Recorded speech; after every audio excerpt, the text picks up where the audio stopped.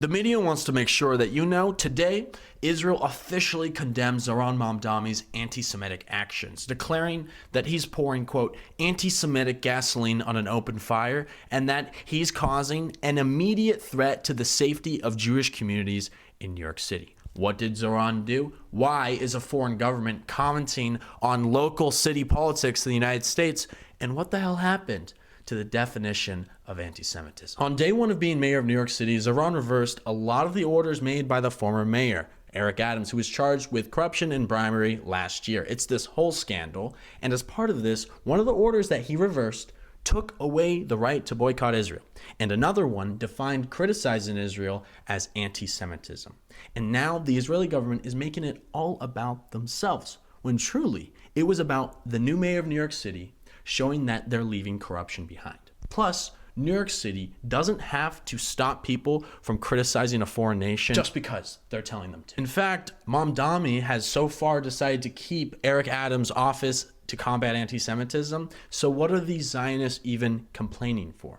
Actually, that office released a report 3 days ago, which I read and has an entire chapter, it's chapter 1, that outlines, quote, the fundamental connection between Jewish identity and Israel and the city's historical municipal partnership with the state of Israel. Are you kidding me? You do not under any circumstance have to condone settler colonialism in order to combat anti-Semitism. What the hell happened to the label of anti-Semitism? Why do we keep hearing about this global rise in anti-Semitism, and what's actually behind it? The anti-Semitism you'll find in today's world occurs almost exclusively at the individual level, rather than a systemic top-down institutional oppression. That doesn't really exist in today's world. You'll be hard-pressed to find such a place. Ironically, the closest place that would fit that description would be actually for certain groups of Jews within the state of Israel. In Israel, Middle Eastern and North African Jews, particularly Ethiopian Jews, face discrimination by European Jews and the Israeli government. But this is not exactly anti-Semitism. It's more like European-inspired racial hierarchy that the Zionist movement carried over when they first came to Palestine. And I don't need to remind anyone, but the state of Israel is first and foremost a Jewish supremacist project. And so Palestinians are always going to fall at the very bottom of that racial hierarchy, no matter what happens.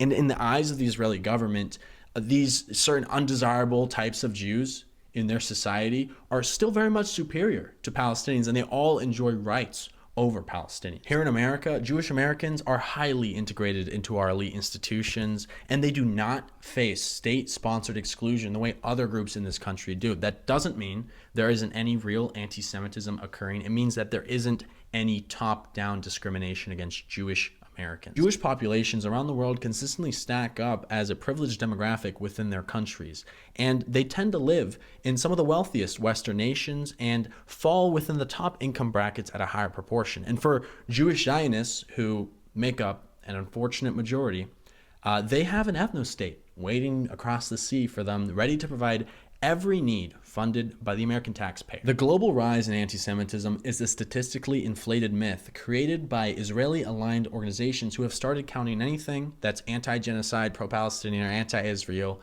in their anti-Semitism trackers. Out of the over 3,000 incidents recorded by the ADL since October 7th, over 2/3 were linked to actions or statements opposing Israel's crimes. Nowadays, virtually any criticism of Israel is counted as anti-Semitic. This global rise in anti-Semitism is actually just a global rise in anti-Zionism and a campaign meant to conflate that with anti-Jewish prejudice. The point of these manipulative tactics are to artificially inflate the perception of a global crisis, which opens the door for Israel to advance their agenda in this country. Are you worried about these Jew-hating college students who are protesting Israel's slaughter of tens of thousands of kids? Well, how about we install anti-Semitism monitors to expel these students and get rid of the faculty boycotting Israel?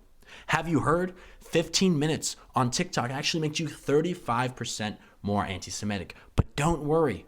We're banning TikTok in the US, and we're selling it to Zionist billionaire Larry Ellison, who coincidentally is the largest donor to the IDF. Are you starting to understand? This is important because Zionists are not only framing political criticism as anti-Semitism, but framing anti-Semitism as some sort of unique plague that we must keep our attention focused on as other marginalized groups suffer in the dark. Far-right Western politics focus relentlessly on Muslims or non-white immigrants, and their words match their policy, giving us immigration caps, bans on religious clothing, forced integration or evictions. By contrast, Jewish people don't experience this institutional, top-down marginalization that other groups around the world do, but rather primarily it's racist individuals or fringe groups that hold little to no systemic power. If your definition of hate is don't criticize my state, then the only thing you're fighting is accountability.